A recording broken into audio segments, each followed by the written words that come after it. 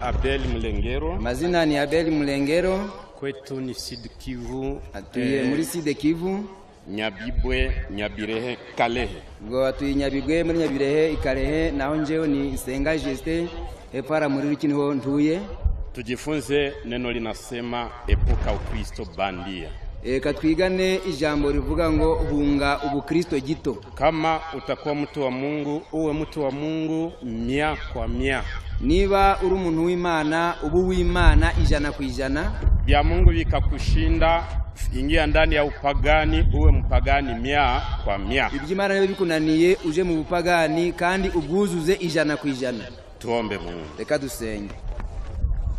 Tunakupigia asante Baba Mungu, umetupa neema na fursa ya kuwa bondeni tukijifunza neno lako. Tunakushukuru, jina lako lihimidiwe. Turagushimira data wa twese ko duhaye impano yo kuba muri mubane ngo twige ibyawe, izina ryawe rihabwe icyubahiro. Sote wenye dhambi utusamehe kwa damu ya Yesu, majina yetu yaandikwe ndani ya kitabu cha uzima. Twese turabanyabyaha, twejesha amaraso ya Kristo, mazina cyo mu gitabo cy'ubugingo. Tunataka jifunza neno lako, tukaribie. Tugiye kwiga ibyawe, chungaho twegere. Niepuke kulichanga na akili yangu, uturinde kurivanga n'ubwenge bwacu. Anayenena na anayesikia, utupe Roho wako Mtakatifu kutuelekeza. Uvuga numva durumuka baranga tuyobore. Katika muda tutakuwa hapa, turudi na wokovu mioyo. Mu mwanya turi bubahanga tuzatana gakiza mu mitima yacu. Tunakuomba kutia jina la Yesu, amen. Tugusabye mu izina rya Yesu, amen. Kichwa cha maneno mumekisikia. Umutwe w'amagambo mwamaze kubumva. Epuka kuwa Mkristo bandia. Hunga ubukristo bw'igito. Ubukristo gito. Uwe Mkristo anayekamilika katika mambo yote. Ube umukristo wujuje ibyangombwa byose. Kuna watu wawili duniani tu. Mwisi hari abantu babiri gusa, wa Mungu na wa Shetani. Harimwo uw'Imana n'uwa Satani. Wakwenda mbinguni na wakwenda Jehanamu. Uwo kuja mu ijuru no kuja muri Gehinomu. Mkristo na mupagani. Umukristo n'umupagani. Aliye ndani ya giza na aliye ndani ya nuru. Uri mu mwijima n'uri mu mucyo. Hakuna mtu wa katikati. Ntawo hagati ubaho. Mezali sura ni ya 15 mstari wa 3. Migani 15 umurongo wa 3. Nasema les yeux de l'Éternel sont en tout lieu, observant les méchants et les bons. Macho ya Bwana yako mahali pote, yakigwatazama wema na wabaya. Maso y'Uwiteka areba abantu bose, yitegereza abeza n'ababi. Wema ndio wa Mungu watakaoenda mbinguni. Abeza nibo b'Imana bazataha ijuru. Wabaya ndio watu wa Shetani watakaoenda Jehanamu. Na hao babi na basatani bazataha Gehinomu. Mawazo yao ni tofauti. Tekerezo byabo birahabanye. Maneno yao ni tofauti. Amagambo yabo nayo ni impabe arahabanye. Mivalio yao ni tofauti. Imyamarire yabo nayo iratandukanye. Mikulio yao ni tofauti. Nimirire yabo nayo iratandukanye. Lengo na shabaha zao ni tofauti. Imigambi yabo nayo iranyuranye. Hata katika maisha yao wanaishi tofauti. No mu mibereho yabo bariho mu buryo butandukanye. Epuka kuwa Mkristo bandia. Unga kuba umukristo gito. Shetani ataleta makanisa mengi siku za mwisho. Satani azavutsa amadini menshi mwisi mu minsi y'imperuka. Na atafanya wengi kuitwa jina la Wakristo ambao hawana Ukristo ndani ya mioyo. Kandi azatera benshi kwitwa Bakristo ariko batawugira mu mitima yabo. Ndio Yesu akaona nyakati hizi. Iyo mpamvu Yesu yabonye muri iki gihe. Katika dalili nyingi za kudhihirisha mwisho. Ibimenyetso byinshi bizagaragaza iherezo. Akasema kwa maana watatokea Makristo wengi wa uongo. Maze aravuga ati hazabaho ba Kristo benshi b'ibinyoma. Na manabii wengi wa uongo. N'abantu benshi b'ibinyoma nabo bazabaho. Hiyo ni katika mambo ya dini. Ibyo ni mu buryo bw'idini. Shetani anaona akiwa mpagani wateja wengi watamugundua na kumwepuka. Satani yabonye yuko niyambara ubupagani gusa benshi bazamutahura bakamuhunga. Anajigeuzaka. Nuko rero aje yihinduranya. Anakamata sura ya mtu wa Mungu. Agafata ishusho y'umuntu w'Imana. Inavyosema katika kitabu cha Wakorinto wa pili. Nkuko bivuzwe mu gitabo cya kabiri cy'Abakorinto. Sura yake ni ya 11. Igice cya 11. Haya yake ni ya 13 hadi 15. Murongo wa 13 kugeza ku 15. Ces hommes-là sont des faux apôtres. Watu kama na hao ni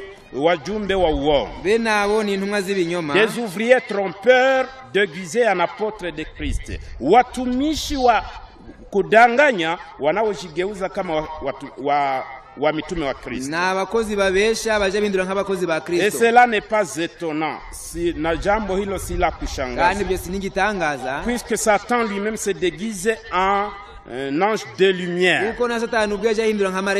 Il n'est donc pas étrange que ces ministres aussi se déguisent en ministres de justice. Si jambo la kushangaza kwamba wajumbe wake wajigeuze kama wajumbe wa haki. Rero sinigitangaza yuko intumwa zinazohindura nk'intumwa zo gukiranuka. Leur fin sera selon leurs œuvres. Mwisho wao itakuwa sawasawa na matendo. Iherezo ryabo rizamera nk'imirimo yabo.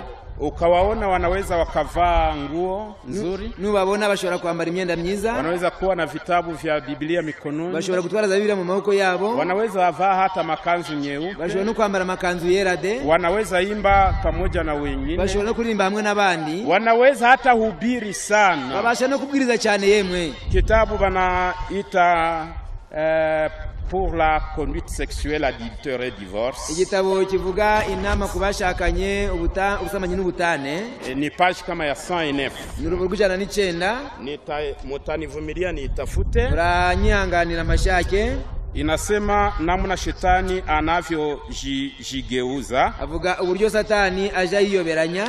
Yeye mwenyewe anajua kwamba kibaki kama mpagani anaweza kupotea na kupoteza wengi, ila akijifanya kama Mkristo anaweza kupoteza wengi. Ko azi yuko akomeje kuba mupagani gusa benshi batamumenya ntiyazazimiza benshi, ariko yihinduye Umukristo ntiyashobora gukurura benshi bazarimukana nawe. Kuna neno ambalo ninatafuta hapa. Ni jambo ndimo gushaka. Inasema vile shetani anatumikaga kusudi awe na lengo nzuri. Aratwereka uburyo satani aja akora agira ngo agaragaze icyifuzo cyiza cyangwa se umugambi mwiza. Ile neno sijue kama nitaipata mbio. Jambo sinzi nabandi buribone vuba. Lakini wengine wanaweza wakaipata. Ariko hari abashobora kubona iyo jambo. Inasema Satan peut parler comme peut écrire comme un ange et parler comme il peut parler et écrire comme un ange mais vivre comme un ange déchu. Satani ashobora kuvuga no kwambara ndetse no gukora nka marayika, ariko imibereho yikagaragaza yuko ari dayimoni waguye. Acha nitafute ile neno ni 97 accent mupere 97 inama kutane bashakanye ubusamanye n'ubutane. Banasema le caractère vrai un reflet de l'intérieur. Tabia nzuri ni linaangaza kuanzia moyoni. Imico myiza irabagirana ihereye imbere. Le caractère d'un homme a plus d'influence que ses paroles. Tabia ya mtu ina mvuto sana kuliko maneno yake. Imico y'umuntu ijigira rukuruzi kurusha amagambo ye. Une vie paisible, maisha ya amani, imibereho y'amahoro, conséquente isiyo na kinya ama lawama, itagira umugayo, et pieuse, tena maisha matakatifu, kandi imibereho iboneye, est une lettre vivante, n'urwandiko ruzima, ni barua iliyo hai, n'urwandiko ruzima, ni mtu wa amani, uwo ni umunyamahoro, nyumbani kwake, iwe imuhira, maishani mwake, mu mibereho ye, na majirani zake, no mu baturanyi, kazini mwake, no mu kazi hakorera, ni mtu wa amani, ni umunyamahoro. Umutukane ni mtu wa amani. Nubwo wamutuka urasanga n'umunyamahoro. Umukule deni hawezi akakutusha. Nubwo wamwambura ndiya kuzenza. Asiye na lawama, utagira umugayo, hakuna siku tamukuta asema aliiba mbuzi yaba, ntaji uzamusanga y'ibyitungo rya mugenzi we, alikula deni hakulipa, cyangwa yafashe umwenda ntiyishuye, umutane mu bonde iko anatukanana na, cyangwa umusanyi mukabane ari gutuka bagenzi be, hakuna siku umutege katika njia zote hautamkuta, wa mutega mu nzira zose nta wamufatira, tena maisha yake ni matakatifu, mibereho ye ni yera misa. Mtu huyo ni barua iliyo hai, bene uwo nguwo n'urwandiko ruzima, koni eli de tous les hommes, anajulikana na kusomwa na watu wote, ruzwi kandi rusomwa n'abantu bose. Il se peut que quelqu'un parle et écrive comme un ange de Dieu. Yawezekana mtu aseme na kuandika kama malaika wa Mungu. Yashoboka yuko umuntu yavuga kandi akandika nka malaika w'Imana, tout en se conduisant comme un ange déchu. Lakini mwenendo na tabia ni kama ule malaika. Ariko imibereho n'imiterere ye ari nk'iya malaika waguye. Dieu désire des croyants zélés pour de bonnes œuvres. Mungu anataka waamini wenye bidii katika mambo mema. Imana irashaka abizera bafite umwete mu mirimo myiza. Mais plus ils seront haut placés, plus il leur sera demandé. Kadiri watakuwa na imani ya kuwaweka juu, ndivyo Mungu atawaomba mema. Uko bazashirwa hejuru na imani zabasaba byinshi. Tulitoka ndani ya Katolika, twavuye mu Kikatolika, tukaingia ndani ya Kiprotestant, tuja mu Giporoso, tukatoka ndani ya Kiprotestant, tuva mu Giporoso, tukaingia ndani ya Kiadvent, tuja mu Kidive. Na wale wote tulipoona kwamba walianguka, kandi bose twavaga muri ko tubonye ko baguye, Mungu akatupatia imani ya matengenezo. Imani imyizerere y'ubugorozi. Ukaitwa mtengenezaji. Wakwitwa umugorozi rero. Usipogeuka kandi ukaba utarahindutse unakuwaga mtu mubaya sana. Uba mubi cyane. Kwa sababu vitu tatu shetani anapenda. Uko bitatu satani aje anezezwa nabyo. Anajua ukibaki mupagani uko mtu wake. Uko azi yuko uramutse mupagani uburi umuntu we. Pili, ukaamini uongo uko mtu wake. Cha kabiri ubaye umwizera kukizera ibinyoma ubunari umuntu we. Tatu, ukaamini kweli isikubadilishe na isikutakasa bado wewe ni mtu. Cha gatatu nungo wakwizera ukuri ariko nikukweze ubonera uwa satani. Umesikia zile njia tatu? Mbese muri bizo nzira kwa ari tatu. Wapagani ni watu wa shetani. Abapagani na abasatani. Walioamini dini za uongo ni watu wa shetani. Abizi amadini binyoma na abantu basatani. Na walioamini kweli lakini kweli kakataa kuwatakasa ni watu wa shetani. Nabize kuri ariko nikubeze nabona abasatani. Mnajua kwamba tangazo ya dimanche na kuyapa. Muziyuko itangazo ishumo riri hafi gutangazwa. Na pepeto lilianza lipo na litaendelea. Kandi shungura ryaratangiye rero kandi rizakomeza. Kuna watu watakuwa wakipepetwa sababu ya dhambi zao. Harabazaya bashungurwa n'ibyaha byabo. Na dhambi zinapokuwa moyoni. Kandi ibyahiye bite mu mitima. Zinaharibu ubongo wa mtu. Byonona ubwenge bw'umuntu. Sawa mtoto anayekula vibaya. Nguko umwana arya nabi. Binaonekana ndani ya afya yake. Bigaragarira mu mibereho ye. Unaona machafu imevimba. Ukabona matama yarabyimbye. Macho imekuwa jaune. Ukabona maso gaimba biruhondo. Mikono imevimba na miguu. Ukabona intoki n'ibirenge byatumbye. Unaona kanagonda mikono na miguu. Ukabona katangiye kudara amaguru n'amaboko. Tumbo kabaya. Ukabona ile yabyimbye. Ni kwa sababu anakula vibaya. Nuko arya nabi. Haiwezekani awe na afya nzuri wakati anakula vibaya. Nibyashoboka yuko agira imibereho mizima kandi arya nabi. Haiwezekani mtu awe na tabia nzuri wakati anachanga maisha yake na dhambi. Ntago byashoboka yuko umuntu agira imibereho myiza kandi abanga ingeso mbi nziza. Ndio maana shetani anategea watu ndani ya zile njia. Niyo mpamvu satani ategera abantu aho hatatu. Awafanye wapagani wasiojali Mungu. Abagira abapagani batita kubyimana. Njoo ula anaandika ndani ya kitabu cha Zaburi sura 15 anasema mupumbafu anasema moyoni mwake hakuna Mungu. Niho byanditswe muri Zaburi sura 15 nafikiri. Chapitre 15 mule chini. Umupapa ajegira ko nta mani iriho. Wale lakini wanaogopa kifo sana. Ariko baje batinya urupfu cyane. Wanaogopa magonjwa sana. Bagatinya kurwara. Ndio maana wanatafuta njia ya kuwakinga. Niyo mpamvu bashaka kuje ko kwirinda. Pale wengine wanageuka wafumu. Abandi bagahinduka abapfumu. Wengine wanageuka wachawi. Abandi bagahinduka abarozi. Wengine wanakuwa na machupa wanavalia hapo. Abandi bakagira impigi bambariraho. Wengine wakuwa na irizi nyingi. Abandi bakagira impigi nyinshi cyane. Waliosoma sana waingia ndani ya shule wanakuwa ba framason. Abo bize cyane bakaba framasoni. Wengine hata kwa kutafuta pesa wanatafuta puissance ya kuwapatia pesa nyingi. Abandi gushaka amafaranga bashaka izindi mbaraga zivuye kuzimuza kugira ngo babone amafaranga menshi. Juu ya kukosa Mungu. Bite no kubura Imana. Ile ni hatari ya kwanza. Ako nakaga kambere. Ya pili ni kuamini mafundisho ya uongo. Cha kabiri ni kwizera ibinyoma. Mungu alisema, Imana yaravuze iti, ukataka ufike mbinguni. Nushaka kugera mu ijuru. Uamini Yesu kuwa Bwana na Mwokozi wa maisha yako. Uzizere Yesu ko ari umwami n'umukiza w'ubugingo bwawe. Tena umupokee ndani ya moyo wako. Kandi umwakire mu mutima wawe. Asema kaeni ndani yangu na mimi nikae ndani yenu. Uko yavuze ati ni muba muri nje nanje nkaba muri mwe. Na kitabu kinasema mtu akifika ndani ya Kristo. Kandi kitabu kinavuze ngo umuntu naba muri Kristo. Kuna alama inamuonyesha. Ari bimenyetso bizamuranga. Wakorinto wa pili sura 5 mstari wa 17. Wakorinto 5:17. Si quelqu'un est en Christ, umuntu uri muri Yesu Kristo, il devient une nouvelle créature. Ababaye cyaremwe gisha. Les choses anciennes sont passées. Ibyakera birangiye. Voici toutes sont devenues nouvelles. Byose bihindutse bisha. Ile ni alama ya mtu ambaye anakuwa ndani. Ico ni kimenyetso cy'umuntu uri muri Kristo. Akiwa ndani ya Yesu, iyo ari muri Kristo, anashika amri 10 za Mungu. Akomeza amategeko 10 y'Imana. Hata kuwa na miungu mingine. Ntabwo azagize Imana. Hata abudu sana. Ntazasenga ibishushanyo. Hata taja jina la Mungu. Ntazarahira izina ry'Imana inyuma. Atakumbuka siku ya Sabato na kandi azaribuka ko yazi Sabato y'Uwiteka no ataheshimu wazazi wake. Azubaha ababyeyi be. Hataua. Ntazica. Hatazini. Ntazasambana. Hataiba. Ntaziba. Hatashuhudia jirani yake uongo. Ntazashinja bagenzi b'ibinyoma. Hata tamani chochote kilicho kandi ntabwo azigera yifuza ibya bagenzi be. Ile ni alama ya kuonyesha kwamba mtu. Ico ni kimenyetso cyerekana yuko umuntu ari muri Kristo. Shetani analeta wengi wenye kuwa na ile jina. Satana azana benshi bitwa iryo zina. Hali ya kale haikupi. Ibya kera ntibyarangiye. Zambi za kale ni zile zile. Ibya bya kera barachomatanye nabyo.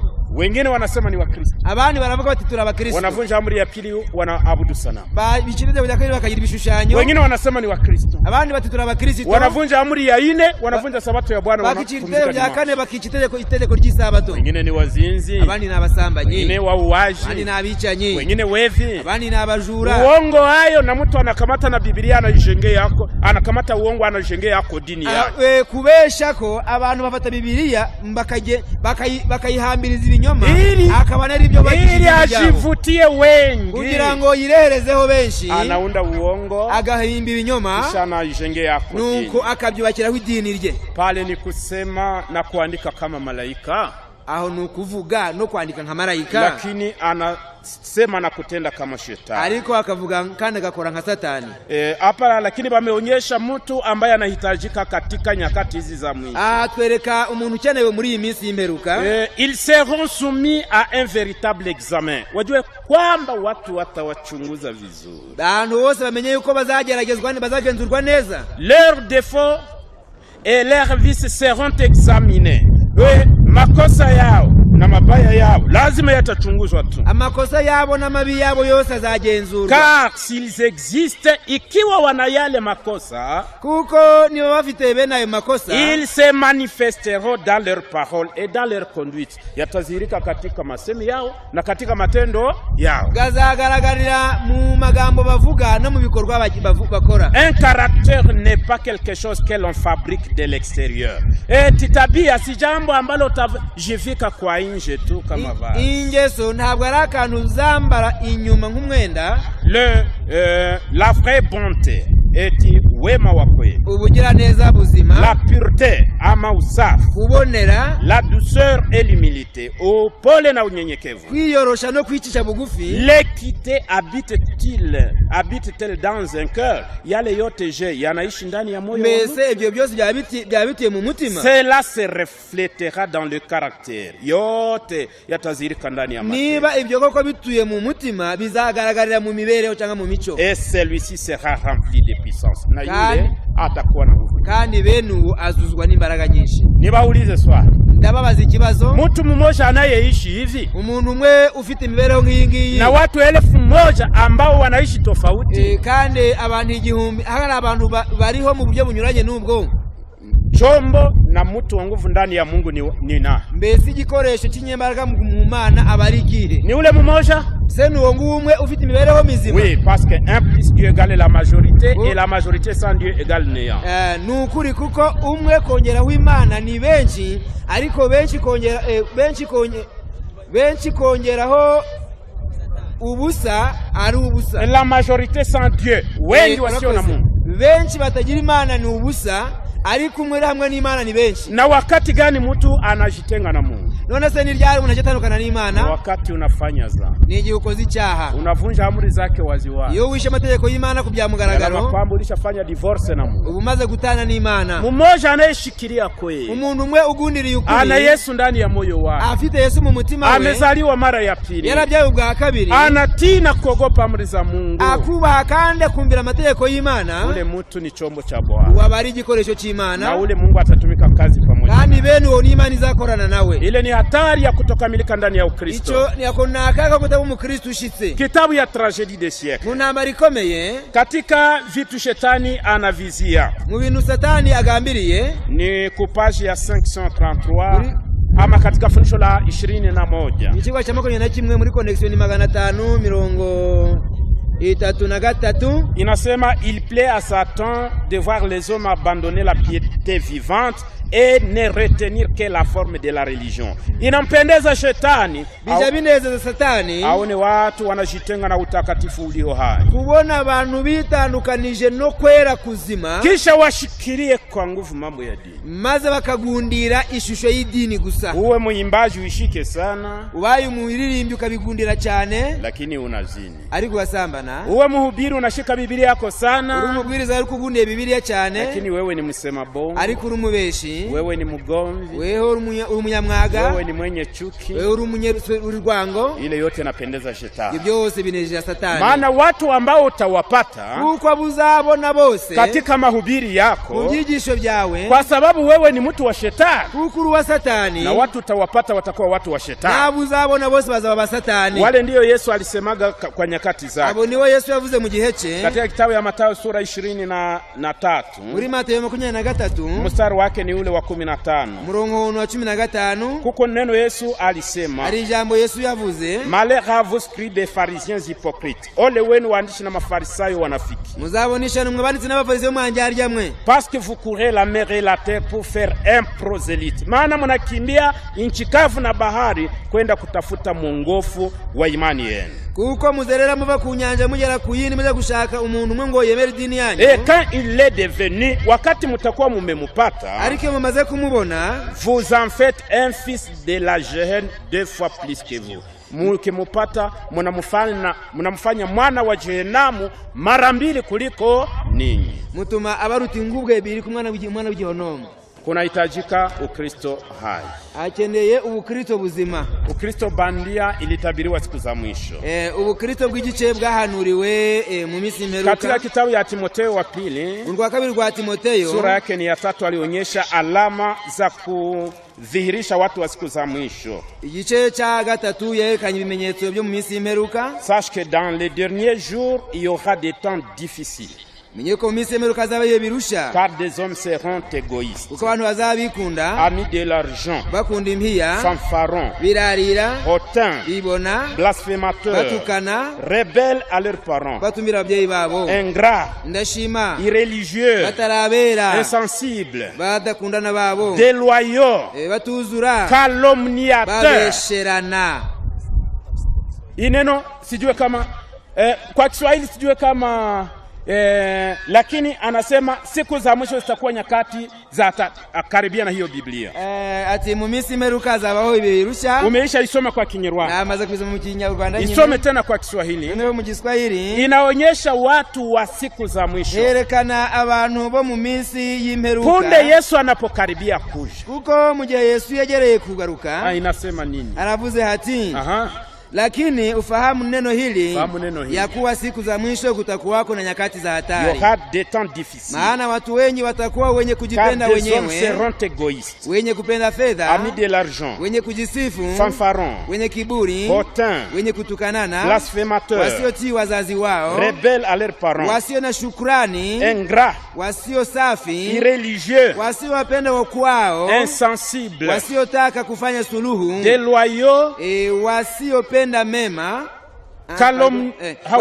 wasinyiziaji, calomniateur, wasiojizuiza, intempérant, wakali, cruel, wasiopenda mema, ennemi des gens de bien, wasaliti, traître, wakaidi, emporté, wenye kujivuna, enflé d'orgueil, wapenda wanasa kuliko kupenda Mungu, aimant l'argent plus que Dieu, wenye mfano wa utauwa, kale mukarote mzuri, ayant l'apparence de la piété, lakini wakikana nguvu zake, mais régnant ce qui en fait la force, hao nao ujiepushe nao. Éloigne-toi de ces hommes-là. Hii ni alama ya watu wa siku za mwisho. Ikimeto chabo mu minsi y'imperuka. Ni wabaya, wanatenda mabaya ya kila namna. Na babi bakora ibibi by'uburyo bwose. Wanafanya uzinzi wa kila aina. Basambana mu buryo bwose bushoboka. Paka leo na ikala msatelite. Kugeza n'uyu munsi akaba yicaye mu joga juru hejuru. Siku moja nilikuwa nawaza kitu shetani anatumikisha siku za mwisho katika uzinzi. Munsi umwe naratekereza ibyo shetani akoresha mu buryo bw'ubusambanyi. Nikaingia ku Google nikasema nitafute kitu wanaita la pornography. Nja kuri Google kugira ngo ndebe bita pornography. Eske kweli kuna watu wanaweza ondoa manguo, wanasema watu wapige picha wazitupe dunia? Kuri hari umuntu wakwemera gukuramo imyambaro ngo atangure nganzira bamufotora amafoto yambaye ubusa maze amafoto bereze ku isi yose? Wakati nilifungula ubwo nafunguye aho hantu, ekran nilipoiona hivi, ekran nabonye, nikakuwa kama mtu ambaye ameangukia katika bonde la mashetani. Mba nk'umuntu uguye mu kibakirimo abadayimoni. Buchi ubusanya busa. Na kijana naye iona, n'umusoro uyibonye, au msichana naye iona, n'umusoro ubibonye, cha kumusukuma sikufanye uzinzi hakipo, icyo kumubuza gusambana nta kibaho. Na Yesu alisemaga hivi, kandi Yesu anayeangalia mwanamke kwa kumtamani amezini wapi? Usitegereza umugore no kumura muraki bamaze gusambana nawe. Basi uone mtu iko pale kwa internet iko anaangalia vile, kuri internet ari kurebya bintu gusa, atakuwa amefanya dhambi ngapi? Aza amaze gukubya bingahe none? Unaona shetani wa kutega watu amekuwa njia. Shetani wo gutega abantu amaze gukubya amayere menshi cyane. Chuki katika familia, inzangano mu miryango. Balisema watu wasiopenda wakwa. Bavuze yuko abantu bazaba badakundana babo. Leo nakutana mke hapendi mume wake. Ukazabona umugore utagikunda umugore we. Mume hapendage tena bibi yake. Umugabo ntagikunda umudamu we. Bazazi na batoto hakuna amani. Ababyeyi ntibagikunda n'abana babo. Ile ni hatari. kuna kaga. Balisema ami de l'argent. Bakundi mbia. Unaona mtu anafuata lufranga tangu asubuhi mpaka magharibi. Arashaka mbia guhera mu gitondo kugeza rirenze. Kuna mtu mmoja alikufaga Kigali na tuko wagonjwa. Hari umuntu umwe waguye Kigali turwaye. Ana pesa nyingi sana. Afite amafaranga menshi. Kazi yake ni kuzihesabia. Umurimo we kuyabara gusa. Sakoshi na yala. Ibisagoshi zirashira kutafuta mashifre coordinateur. Wewe nugushake imibare wanye. Asubuhi mpaka na wakati wa kukula hakuna. Igihe cyo kurya nta kibona ule mtu aliamka msirmenage pa. Maze ubwonko buraruhara gwarapfa. Mishipe kakatika ule mtu akafa. Imitsira chika rapfa. Na wakati ya kupumua hakuna. Igihe cyo kuruhuka ntacyo. Watu wanapenda pesa sana. Abantu bakunze amafaranga cyane. Sasa kumwambia twende mu maombi. Imubwiye ngo tuje gusenga. Hana wakati. Nta gihe afite. Twende ku kazi ya kanisa. Tuje mu murimo w'itorero. Hana wakati. Nta gihe afite. Twende ku mahubiri. Tuje kubwiriza. Wewe papa. Ngaho wewe data. Acha kwanza maaferi une semaine. Ngaho reka imirimo yawe icyumweru kimwe. Unajua kama kubaki mulimani hapa wiki mzima ni kazi ko kwemera gutanga icyumweru cyawe kuri uyu musozi ari kujitoa. Ari kwitanga. Unajua kama ni kujikana. Muzi ko ari kwigomwa. Wengine sasa banaikala ndani ya magazini. Abantu wicaye mu magazini kwa sababu wanapenda pesa. Bito no gushaka amafaranga cyane. Maskini ameonekana. Abakene barahari. Tutowe mali yetu. Tutanga amafaranga yacu. Mtu ana mwenye iko na $100 naye anajifanya maskini. Ufite $100 na mwenye iko na $1,000 anajifanya maskini. Ufite 10,000 nanje ndakene. Na mwenye iko na $10 anajifanya maskini. Ufite $10,000 nanje ndakene. Utajiuliza maskini ni nani? Ukibaza utimbese none ukenye ninde? Kwa sababu watu watakao wenye kupenda pesa. Bite nuko abantu bakunda impiya. Wasingiziaji. Ababeshera abagenzi babo. Mtu anasema. Abantu bakavuga bati. Bale bamitume bote mubaachi. Bari ya ntumwa zose mubareke. Bari shaga yiba ngombe 100. Bamaze kubinga 120. Ule mwenye anasema vile. Uvuga atyo. Wo kumuyiba na kuku. Wamwiba inkoko mbese anaweza kulalisha mu prison. Manze yamuraza muri prison hari. Aseme bale batu. Abo bantu. Bari baga 68,000. Bijya ndani 138. Ule mtu kama unamkula $1. Uwo muntu mbese muri $1 kamwe. Anaweza kulalisha mu prison. Manze yakuraza mu buroko. Wasingiziaje. Babeshera abandi. Nakumbuka Charite. Ndibwira utwa Charite. Bukavu.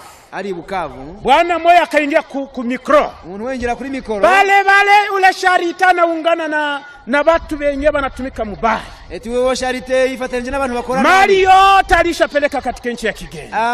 Mario yajanye mu gihugu ciciye cy'amahanga. Anereka sikia aseme weye kuya. Aneri bayabyushiti bahano. Na ule Charite na yakuya. Charite nayo naze hano. Musana. Ngari muburani. Bwana anza shitaki usha. Ngaho mureye rero.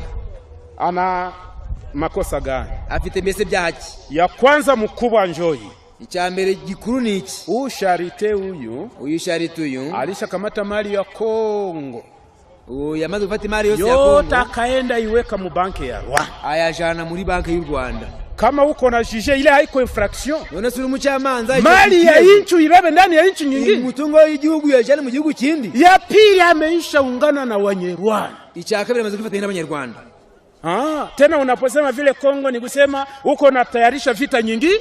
Kandi bavuze ibyo ngibyo muri Kongo buteguye urundi rugamba. Tena bwana mkubwa. Kandi mukuru. Uyu Charite uyu alisha ungana na wale bakandika kitabu. Yamaze kwifatanya na babandi bandi. Kikasema tangu mkuu wa nchi mpaka mdogo wale wote ni waji. Kugeza ku mutwe bose ni injiji. Haone mkubwa kama balisha kutuka. None se mutwe ntubonye ko nayo bagututse. Charite iko hapa. Charite nguri nguyu. Nasema bongo. Sini ukweli?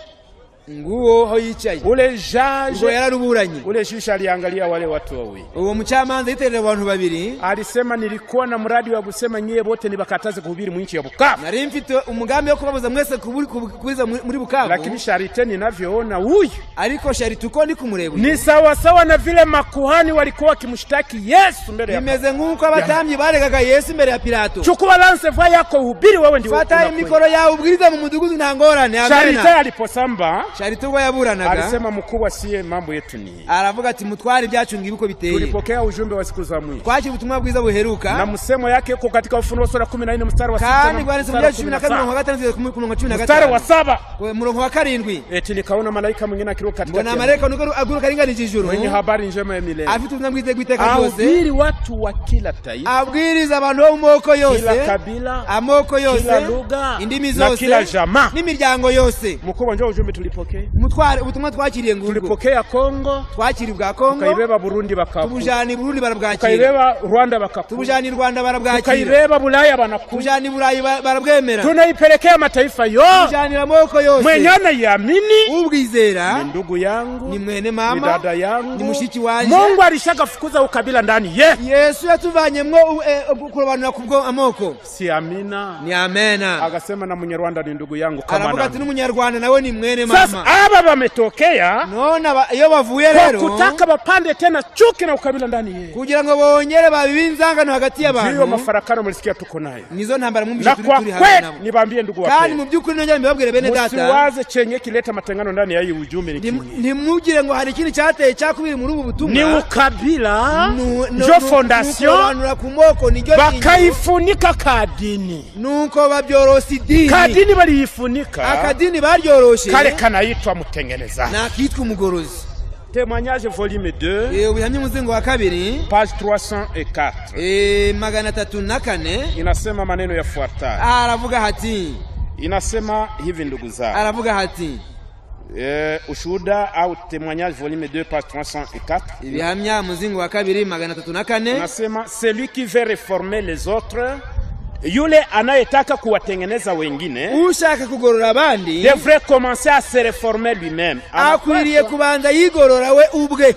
Acquérir l'esprit de son maître, apokee roho wa bwana wake. Na manze yakira umwuka wa shebuja. Être prêt comme lui à supporter l'injure, awe tayari kama mwalimu wake kuvumilia matusi. Ahora yiteguye nka shebuja kwihanganira gutukwa. Et à pratiquer le renoncement, na awe tayari kwa kutenda ama kushikana. Kandi azahora yiteguye kwitamba igitambo. Unjo mutengenezaje mbingu zitatumika. Uwo niwe mugorozi nyawijuru rizakorana nawe. Sio wale wa kufanana bwana moya anakuwa ndani ya tragedy banaita Thomas Munzer. Ntabwo ari abantu bazahwana na Thomas Munzer muri mu ntama rikomeye. Pendant qu'il voulait réformer le monde, igihe yashaka kugorora isi, il ne savait pas que les premiers éléments de la réforme devaient commencer par lui-même. Ntabwo yarazi uko intangiriro y'ubugorozi igomba guhera muri we. Watu kama na wale ndio wanaacha laana inaingia ndani ya bene abo nibo tunywa mvumo utsembisi. Kunahitaji watu walio na Ukristo hai ndani ya moyo. Hakenewe abakristo bafite ubukristo buzima muri bo. Yesu akiwa ndani ya moyo wa mtu, Yesu atuye mu mutima w'umuntu, cha kwanza atachukia dhambi na kujitengana. Icyambere azanga icyaha kandi itandukanye nacho. Kwa sababu Yohana wa kwanza sura 3 mstari wa 8. Kukurwa mbere rwa Yohana 3:8. Inasema celui qui pêche est du diable.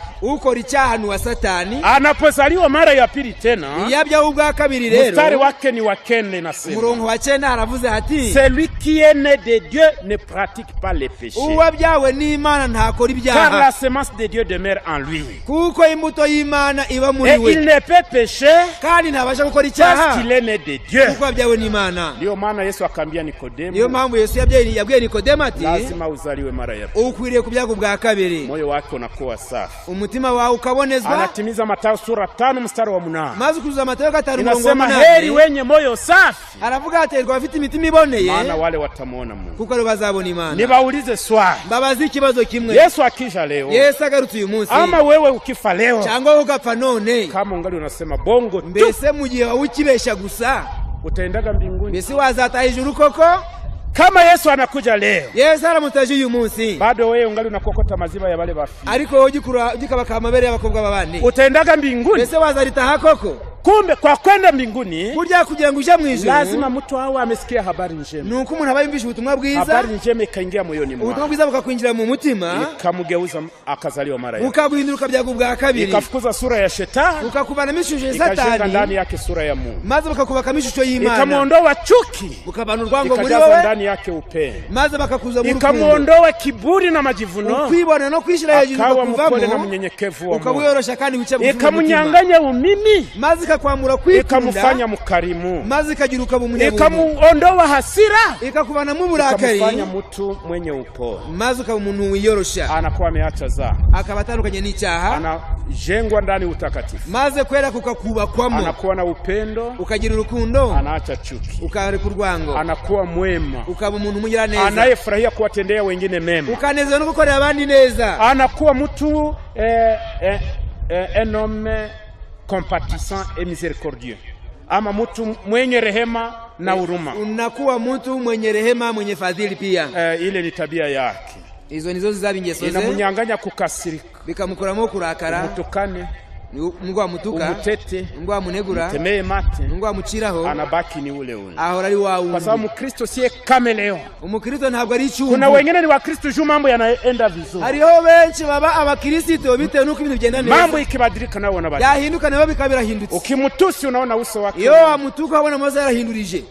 Mkristo haiko kameleon. Mukristo ntabwo ari rero kijyogyo. Kameleon jana unaona kwenye kulere iko vert na ana icyumbu niyo kira mu byatsi bizina shika kwenye kulere iko bleu na anafanana kulere. Aho kibaye ubururu shika bubururu. Kwenye kulere iko blanche na anafanana. Aho kibaye umwana shika ni kumweru. Mkristo habadiliki. Umukristo ntahinduka. Ana Yesu aliyepokea ndani ya moyo wake. Yesu yakire mu mutima we ni umumamo. Tena ule mtu c'est un homme généreux. Kandi uwo muntu n'umunyabuntu. Kwa sababu injili inapiganisha umimi ndani yake. Uko ubutumwa bwiza burwanya ukwikunda muri we. Aliye na nguvu anakuwa baraka kwa asiye nazo. Ufite imbaraga agahinduka umugisha utazigira. Aliye na mavazi anasaidia asiye nayo. Ufite imyambaro agafasha utazigira. Aliye na mali anasaidia asiye nayo. Ufite mali agafasha utazigira. Aliye na chakula analisha aliye na njaa. Ufite ibyo kurya akagaburira ushonje. Yesu akimkuta anafanya hivi. Yesu aramutasanza akora benu. Ingia mkono wa kuume mtoto wako. Azinjira mu buryo bw'umukobwa kw'iburyo. Kwa njaa ukanilisha. Ati kuko nari nshonje ukangaburira.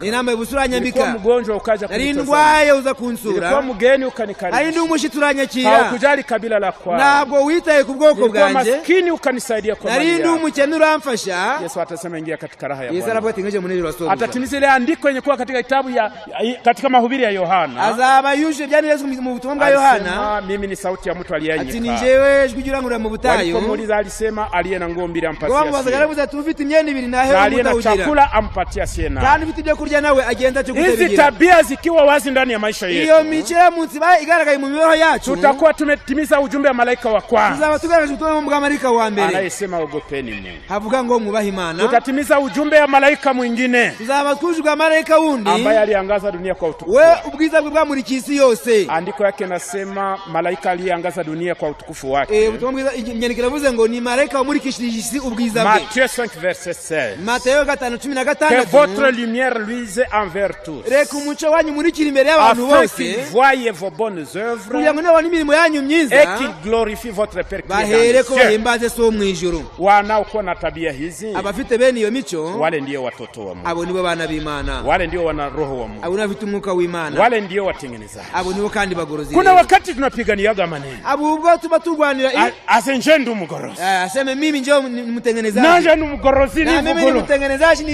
ivugurura. Tupunguze ile maneno. Ibyo tubigabanye. Maisha yetu yataonyesha hilo tulivyo. Imibereho yacu nizerekana bo turimo. Wewe unasema uko mtengenezaji. Nuvuga ngo ni umugorozi. Kisha mwenzako akikwambia kwa nini mtu banayepatia karipio wewe umutumikishe? Nuvuga ngo uri umugorozi bakubaza ngo mbese umuntu uri mu mugakuki umukoresha. Kisha unamkamatia ndani ya shingo. Nuko umufate muzosi umunigi. Piga ngumi. Umukubita makofi. Piga kipasi. Kubita umugeri. Umwangushe. Umutimbe hasi. Niko mtengenezaji. Ndi umugorozi rero ubwo. Eske mtengenezaji anaweza ishi? Ese umuntu wese umugorozi yakora bene. Si mtengenezaji utamtemea ndani ya macho. Ariko umugorozi wamukira mu maso. Si utamupiga ngumi. Wanamukubita nikofi. Si mnakumbuka Yesu alivyokuwa kisama. Mubona uko Yesu byamubereye arikubura. Mfano wenjo Yesu wanasema. Mwama ati ni Yesu bavuga. Aseme habari zangu ulisikia banazisema au ni nini? Amakuru yanje umishi bayavuga cyangwa ni biki? Vile unavyosema mimi ni mfalme. Uko bivuze koko ndo umwami. Bwana kuna swali lingine alimuuliza. Chaka bila mubajije. Alipojibu. Ubwo yamusubizaga. Kijana mmoja alimpiga ngumi. Musore mwe yamukubise kofi. Mpaka labda na Yesu angetema mate. Yesu hari yagomba gucira amaraso haya. Lakini Yesu akamwangalia. Yesu aramwitegereza. Akamwambia kijana. Mwa musore we. Katika maneno yote ninayosema mubyo mvuze byose yenye naweza nifanye nipige ngumi yapata hapa. Ico mvuze cyatuma nkubita iryo kofi ni igiki? Ni jambo gani? Ni kihe? Lakini maneno Yesu alisema nyana stahili kupigiwa ngumi ni ya wapi? Yesu yaravuze cyatuma kubitwa ni kihe? Sasa ule ngumi loto nipigie. Yesu kofi yose uri nkubita iki koko? Unaweza ule kijana alikuwa na nguvu kuliko Yesu. Yesu ngo yarafite imbaraga kusingiza Yesu angemupiga ngumi ule kijana angelamuka pa. Yesu amukubita kofi yagombye kubyuka se. Yesu akisema mtu akikutukana. Yesu yaravuze tumuntu nagutuka. Vumilia. Wihangane. Kutemea mate. Na gucira mu maso ihangane. Kwanza alikuwa amesema kikupiga ngumi ilichafu moja geuza lichafu. Hapo yaravuze ngo niba kubita ingumi mu ruhande ruhindura n'urundi ruhande. Wewe mtengenezaji wa kupiga watu mangumi. None se wamugoroza wo kubita abana makofi data. Wakubaongoa meno. No kubakura menyo. Wakubavunja mbavu. No kubavuna imbavu. Wanaenda mu hospitali. Kugeza ubwo baje mu bitaro. Mtapigana na wewe kunena utengenezaji. None se kuko uri kugwanira ubugoro. Ile debate unaweza ifanya kweli. None se debate nayo tuzayikorera. Na wewe unasema uko mtengenezaji tena ufite vuguru. Kandi mfite vuguru. Lakini unasema gabongo. Ni bakikangura. Bakikutukana unatukana. Nao bagututse nawe utukana. Bakikula deni yako na simewa. Iyo bakwambuye nawe urarwana. Hausikilizane na bibi yako. Tiumbana n'umugore wawe. Haupatane na bafazi. Tiumbana n'abaturanyi. Kwa kweli uko mtengenezaji mwenyewe kuna vugurura. Si byukuri ubwo umugorozi ufite ivugurura. Tusiwe wa Kristo bani. Kweli kuba Kristo gitorero. Tuombe Mungu akamilishe ukristo wewe. Tusabe Imana kugira ngo twuzuye mu Kristo nyabwo. Kabla ya kumaliza. Tutararangiza. Nataka niwaambie dunia kufa sababu ya ugonjwa wa moyo. Ndashaka babwira yuko isi ipfuye bitewe n'indwara y'umutima. Na ile magonjwa za moyo banaita maladie cardiovasculaire. Kandi izo ndwara niko azivuze nyine. Inaletwa na sababu nyingi. Zizanwa n'impamvu nyinshi. Nyingi ni kunywa pombe, nyinshi ni kunywa inzoga, kuvuta tumbako, kunywa itabi, pilipili, kurya urusenda, kahawa, kahawa, icyayi, pamoja na chuki, hamwe n'urwango, wivu, yeshari, fitina, kwangana, kutofurahia mema ya wengine, kutanezezwa n'ibyiza by'abandi. Inaacha watu wanagonjwa moyo. Bituma abantu barwara indwara y'imitima. Kukula kila dakika. Kurya buri kanya. Inaacha mtu ananenepa sana. Bituma umuntu abyibuha anapata ugonjwa wanaita obesity. Bituma agira umubyibuho. Inampatia mafuta mengi ndani ya mwili wake. Akagira ibinure cyane mu mubiri. Na ile mafuta mingi. Kandi ayo mafuta menshi. Na ingine tunaikula. Ayandi turayarya. Ndani ya mafuta. Mu mafuta turya. Sawa hii mafuta ya chief. Ngaye mafuta ya chief nyine. Iko na quantity mingi ya cholesterol. Harimo cholesterol nyinshi cyane. Wengine wanapata mafuta ya wanyama. Abandi bakarya mafuta y'inyama. Banaita grace. Aryo binure. Nayo inafunga njia za damu kutembea. Bigatuma imitsi itemeza amaraso iziba. Inaacha watu wanagonjwa moyo. Bituma abantu barwara indwara y'imitima. Na ndio maana katika dunia nzima impamvu mwisi yose watu wengi wanakufa sababu ya ugonjwa wa moyo. Abantu benshi bapfa bazize indwara y'umutima. Na injili imekuja kusudi tuponye. Kandi ubutumwa bwiza bwaza no kudukiza. Dawa ya kwanza, umuti wa mbere, kunywa maji ya moto ama uvuguvugu. Kunywa mazi y'akazuyaze cyangwa kila unapoamka. Igihe ubyutse rero kunywa kopo moja. Mu gikosi kimwe. Ina nguvu afite imbaraga ya kufukuza chumvi mingi. Yo kuvana umunyu mwinshi. Kwa sababu na chumvi mingi nayo inaacha watu wanagonjwa moyo. Umunyu mwinshi na utuma abantu barwara indwara y'umutima. Kadiri unakojoa yale maji. Ukuri kugenda bihagarika ayo mazi. Kadiri yanafungua mishipa. Nimisige ndifunguka. Kama mifupa haitingizike tena maji yanasaidia. Amagufa atakinyeganyega. Ile maji inatunza kichwa kinachouma upande mmoja. Nuko ayo mazi akakiza umutwe uruhane mu kama moyo uko na palpitation cardiaque. Yo umutima ugenda utera cyane kure. Inarudisha. Ayo mazi yagenda ausubiza kuri gahunda. Ile ni dawa ya kwanza. Uno umuti wa mbere. Dawa ya pili. Icya kabiri. Ile maji. Ayo mazi. Wakati haina uvuguvugu kama ile ya mchana. Iyo gadashuye cyane nkayo kumanywa. Kamulia ndani citron. Kamulia mwindimu. Ile citron. Iyo ndimu. Banaitaga sabuni inayoosha mwili. Bayita sabuni yoza umubiri. Maji yake nasaidia damu sana. Amazi yayo cyangwa umutobe wayo ufasha minofu yake nasaidia minofu ya mtu. Imihore iyo mbegu yake inasaidia magonjwa ya kansa. Noneho imbuto zayo zifasha kubarwayi kanseri. Ndio maana watu wanaozoea kuila ndani ya salad. Nico gituma abantu bamenyere kuirya mu mboga ambisi. Wanajitunza magonjwa mengi. Babivura indwara nyinshi. Dawa ya pili nayo tunza moyo. Umuti undi wa gatatu uvura umutima. Kambegu banaita hai. Nakabuto bita tungurusumu. Ile hai tungurusumu rero ikiingia ndani ya mwili wa mtu. Iyo yinjiye mu mubiri w'umuntu. Katika kitabu ninacho hapa. Mu kitabu mfita ngaha mafaa ya tungurusumu. Akamaro kicho kurugo rubuto gwitwa tungurusumu. Inaonyesha kwamba tuerekana yuko Wagiriki Abagiriki walipokwenda kwenye michezo yao ile ya kukimbia sana. Ngo bashaka mu mikino yabo yo gusiganwa. Kuna wengine walikuwa wakichoka mbio. Hariho abananirwaga vuba. Na kuanguka hata njiani. Bakaje bagwa hasi. Lakini aliyekula tungurusumu. Alikuwa tungurusumu. Aliendelea we. Yarirukaga cyane ubutananirwa. Kwenda na kurudi. Kugenda no kugaruka. Wakajua kwamba tungurusumu ana nguvu. Niho bamenye ko tungurusumu itera imbaraga. Hao watu wa Misri. Abo mu Egiputa. Walipokuwa wakitumikisha watu wa kufanya kazi za nguvu na bidii sana. Ubwo barafite abakozi bakoreshaga imirimo ikomeye cyane. Wengine walitumika sana hadi saa 3 wakachoka. Abandi barakora abagize saa 3 wengine hadi saa 6 wakachoka. Abandi bakaruha saa 6. Aliyekula tungurusumu. Alikuwa tungurusumu. Alichukua mizigo. Yikoreraga imitwaro. Tangu asubuhi mpaka jioni. Akarudi pia na nguvu. Kana kagaruka afite imbaraga. Wakatetea mafaa ya tungurusumu. Bituma barengera agaciro ka tungurusumu. Wa Marekani. Abo muri Amerika. Walipoona nafasi ambako kuna epidemi. Aho babonaga hari ibyorezo. Walitwanga tungurusumu. Basekoraga tungurusumu. Wakaweka ndani ya maji wakanywesha watu. Bakaje bashira mazi bakanywesha abantu. Wote walioitumia wakapona. Abayanyweye bose barakize. Matabibu walio kwenda kuangalia eneo hizo. Abaganga bwaje kugenzura no gusura ibyo birere. Wengine waliambukizwa wakafa. Abandi bafashwe n'indwara barapfa. Lakini matabibu waliokula tungurusumu. Ariko abaganga barya tungurusumu. Wakaenda katika eneo hilo. Bazaga mu ibyo birere. Wakaenda na kurudi. Bakagenda bakagaruka. bila kuambukizwa na magonjwa. Ntibafatwe n'ibyorezo ibyo ngibyo. Nao wakaimba mafa ya tungurusumu. Nuko bose baririmba agaciro ka tungurusumu. Wagonjwa waliokuwa wakigonjwa magonjwa ya mchoko kichwani, abagwaraga indwara zo ku munaniro wo mu bwonko, waliotumia tungurusumu, abakoresheje icyo tungurusumu walipata nafuu. Barakize. Kwa kuhitimisha, bwo kurangiza, nitasoma mafa yake katika kitabu ninacho mkononi. Ndasoma akamaro kacho muri iki gitabo kinaitwa Un corps sain, umubiri muzima, page 66. Page 36. Inasema les bienfaits de l'ail. Ubugira neza bwa tungurusumu. Bana iplace parmi ma plante ama mimea banaita le neuroprotecteur. Neurone ni chembe ya ubongo ambayo inafanya kazi yote mwilini. Yani bachise urugingo rurinda ubongo. Ni chembe ya ubongo, neuron. Njo tuseme selile kubwa ya ubongo. Nukuvuga ngo n'urugingo rukomeye cyane rwo mu bwonko. Na mwili kusudi fanye jambo lolote lazima ubongo uwe mzima. Kandi kugira ngo umubiri ugire icyo ukora nuko ubwongo bwaba buzima. Ubongo karegea mwili wote chini. Iyo ubwongo bwawe bwananiwe umubiri wose uhita. Ndio maana katika vyakula unakula, niyo mpamvu mumirire yawe lazima uhakikishe kwamba unalisha ubongo. Ni ngombwa ngo usobanukire yuko wagaburiye ubwongo. Na vyakula vyake vingi ni nafaka. Kandi ibitunga ubwongo byinshi ni ibinyampeke. Mihindi, ibigori, tama, amasaka, ingano, bulezi, uburo na mchele. N'umuceri. Pamoja na matunda. Hamwe na matunda. Pamoja na mboga. Hamwe n'imboga. Sasa tuseme juu ya haya. Tubuje no kuri tungurusumu. Banaonyesha mafa 5. Bavuga ingingo 5. Banasema hivi. L'ail améliore la circulation cérébrale en augmentant les flux sanguins dans le cerveau. Haye inatengeneza mwendo wa damu kuelekea ubongo. Tungurusumu iboneza imigendere y'amaraso agana mu bwongo, na isipunguze kiasi ya damu katika ubongo, kandi kugira ngo amaraso mu bwongo atagabanuka. Ile ni mafa ya kwanza. Ako nakambere. Ya pili, réduit le taux de cholestérol et évite son oxydation ainsi que son dépôt dans les parois des artères. Inapunguza ile mafuta pamoja na mafuta ya wanyama ambayo imeshaingia ndani ya mishipa.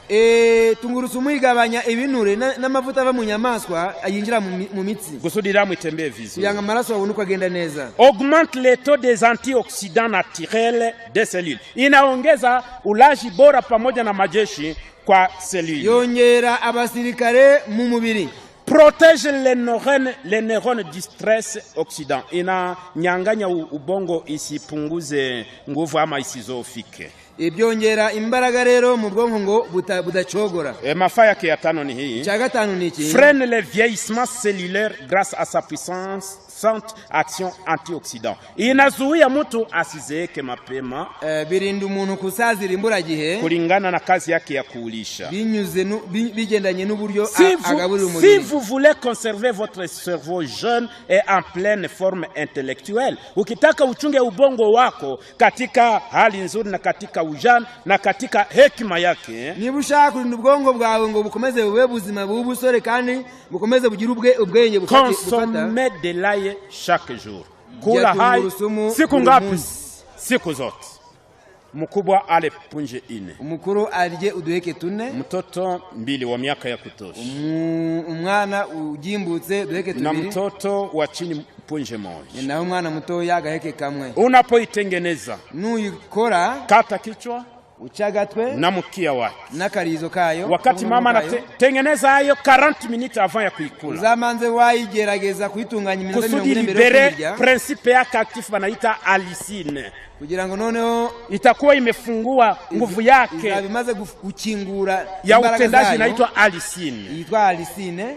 Asiyestahili kuila, udakwiriye kuyirya, ni mama mtu ambaye amejeruhi anavuya damu, umuntu wakomeretse akaba ari kuva amaraso, au mama katika kawaida za, cyangwa umubyeyi uri mu mihango. Kwa watu wengine mukule tungurusumu, abandi bose bakwiriye kujya tungurusumu. Wazee itawarudisha wanakuwa vijana, abasaza bazasubira kuba basore, wanaojifunza na kuchoka itarudisha akili zao, abiga bakananirwa bazabagarura ubwonko. Kwa wagonjwa mahututi itawapatia prompt guérison, nuko abarwayi b'indembe bazakira bwangu. Na tukiwa na Ukristo hai, kandi tugira ubukristo buzima, tumeacha dhambi, tukareka n'ibyaha, tumekuwa na upendo, tukagira n'urukundo, tumekuwa na upole na unyenyekevu, tukagira no kuyorosha no kwicara, tumekuwa na huruma na rehema, tukagira imbabazi n'impuhwe, hatukasirike tena, tuturakare tena, tunakuwa wema kwa Mungu na kwa watu, tukabagira neza imbere y'Imana no imbere y'abantu, tukazingatia kiasi, kandi tukagira kwirinda, tutakuwa na afya nzuri ya kiroho, tukagira amagara mazima mu by'umubiri, afya nzuri ya kimwili no mu by'umubiri, tutabarikiwa duniani, tuzahirwa mu isi, na parapanda ikilia tunaenda mbinguni. Kandi impano niza bwo tuzataha ubwami bw'ijuru. Tuombeane hilo katika jina la Yesu. Tubisabane dutyo mu izina rya Yesu umwami wacu. Amen.